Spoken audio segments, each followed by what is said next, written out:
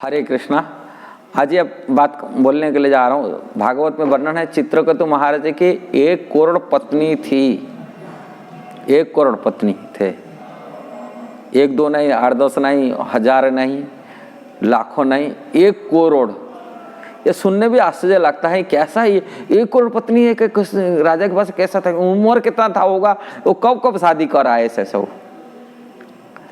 ये भागवत की सिद्धांत है। भागवत की बात कोई झूठा बात नहीं होता है, श्रीमद् भागवत में कहा गया, इसलिए पूरी कथा पूरा सुनिए। तभी सत्य युग में जो होते थे लोगों की उम्र होता 1 लाख साल। अब 1 लाख साल उम्र रहते थे और जो राजा होते थे उनकी बहुत सारी पत्नियां होते थे। और राजा क्यों स्वीकार करते थे इतना पत्नियों को? इसलिए स्वीकार करते थे जो स्त्रियों को सुरक्षा देने को। तभी समय ब्रह्मचारी बहुत होते थे। जैसे आजकल ब्रह्मचारी बिरला होते, ब्रह्मचर्य पालन करना, जीवन धारण करना ये बहुत कम होते थे। बहुत संख्या कम, कोई साधु बनना, विरक्त होना, घर परिवार छोड़ने से बहुत कम ही होते थे। किंतु तभी समय हजार संख्या से, लाखों संख्या से ब्रह्मचारी हो जाते थे। तो साधु सेवा माने जो मनुष्य शरीर मिलता था उन्होंने ब्रह्मचर्य व्रत पालन करके अपनी भजन करके भगवान धाम को जाने के लिए प्रयास करते। वो लोग घर गृहस्थी को स्वीकार नहीं करते थे। और जो घर गृहस्थ होते थे और सुने होंगे जैसे ही उनको एक 10,000 संतान हो गए थे।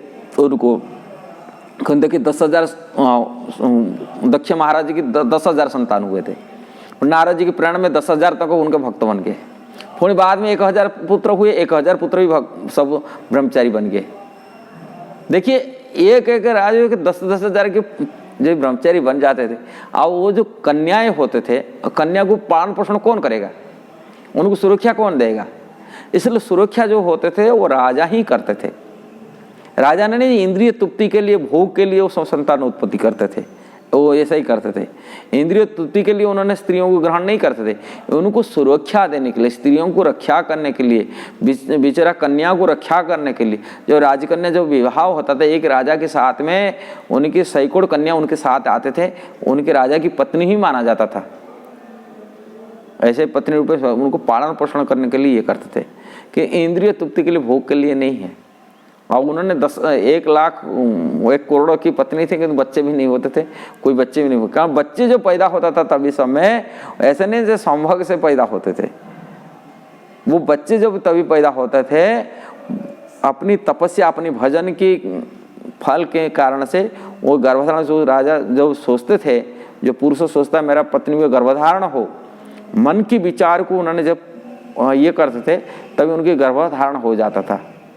ये संभोग प्रक्रिया से संतान उत्पत्ति होता था। ये कब हुआ? ये द्वापर युग से शुरू हुआ। ये बात अलग युग में होता होगा, किंतु स्टैंडर्ड लोग जो राजा लोग होते, राजर्षि होते, वो लोग ऐसे संतान उत्पत्ति नहीं करते थे।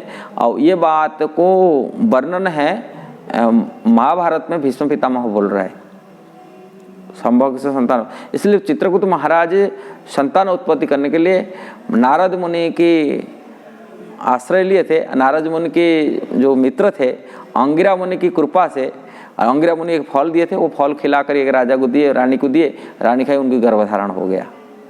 इसलिए इस संभोग से के लिए राजा शादी करते थे। और कि ये ऐसे उनको केवल स्त्रियों को सुरक्षा के लिए, तब भी समय राजा लोग सामर्थ्यवान होते थे, उनको बचाने के लिए, उनको सुरक्षा देने के लिए राजा के अंडर में रहते थे। और वो नहीं जे केवल संसार में आजकल स्त्री पुरुष रहने का एकमात्र लक्ष्य हो गया। हाँ, संभोग ही उनके मूल केंद्र बिंदु बन गया, किंतु तभी समय ऐसे केंद्र बिंदु नहीं था। तभी समय जीवन धारण कर भजन किया जाता, भगवान भक्ति किया जाता था। और उन्हें संतान, उन्होंने आसक्ति इतना करोड़ में स्त्रियाँ थे, किंतु वो संतान नहीं होने के नाते वो दुखी थे। नारद जी के पास में उन्होंने निवेदन किए थे, अंगिरा मुनि उनके मित्र उनके साथ हैं, उनके निवेदन किए थे। और साधु तो कृपालु होते हैं, उन्होंने उनकी आशीर्वाद से एक संतान हुआ था जिसका नाम सुख और सुख दुख सुख ऐसा ही नाम था। माने हाँ, हर्ष सुख, हर्ष और सुख, शोक करने वाला हर्ष का नाम, जो नाम से उनकी संतान हुआ था। फिर बाद में दूसरी रानी ईर्षा करी उनको मार दिए थे।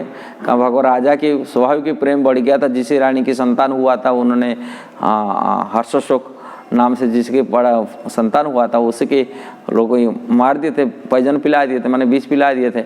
इसके बाद में उन्होंने भजन में लग गए थे विरक्त होकर, पुनः नारद जी की आशीर्वाद से, साधु आशीर्वाद से पुनः विरक्त होकर, कारण वो मूर्त संतान द्वारा पुनः जागृत करा दिए थे। मूर्त संतान बोला कौन सा हमारा बाप, कौन सा जीवन के बाप, उन्होंने जैसे वो उक्ति किए तभी उन्होंने अपनी आत्मज्ञान की पुनर्जागरण हुआ।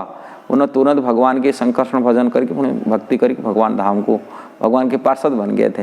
उन्हें बात उनकी प्रसंग में आता है, वृत्तार्थ उपाख्यान आता है श्रीमद् भागवत में। इनकी 1 करोड़ पता है, कहते 1 करोड़ है, हम लोग मजाक लेते, ये मजाक नहीं है, ये सत्य बात है। का तभी समय राजा लोग इतना शादी करते थे। ये राजा क्या, ये कलियुग में भी आप सुने होंगे, हमारे राजस्थान में राजा लोग को रखते थे। जैसे ही चित्तौड़ में इसकी कथा आता है, कई सौ रानी रहे थे चित्तौड़ के राजा के चित्र, जहाँ पर वहाँ मुसलमान अटैक करने वाले रानी लोग जो थे उन्होंने अपनी आग लगा कर अपनी आत्महत्या कर लिए थे। जो मुसलमान की अटैक हुआ था उनको कोई माने इतना सती पतिव्रता थे, स्त्री थे, उन्होंने अब आग लगा दी थी। ये कथा भी आता था। 1000 की संख्या में रानियाँ थे जो राजस्थानी राजा के इतिहास में आज एक कलियुग में थे। वो तो आज ही नहीं है, सत्ययुग की बात है, करोड़ करोड़ साल की पहले की कथा भी हम बता रहे हैं। किंतु ये जो कथा हुआ था ये तो अभी की कथा भी वर्णन है, अभी वर्णन है, इसलिए कोई आश्चर्य की बात नहीं है, शास्त्र की बात है। हरे कृष्णा। और ज़रूर इसको आपको अच्छा लगेगा तो ज़रूर सब्सक्राइब करिए, ज़रूर शेयर करिए, लाइक करिए। हरे कृष्णा।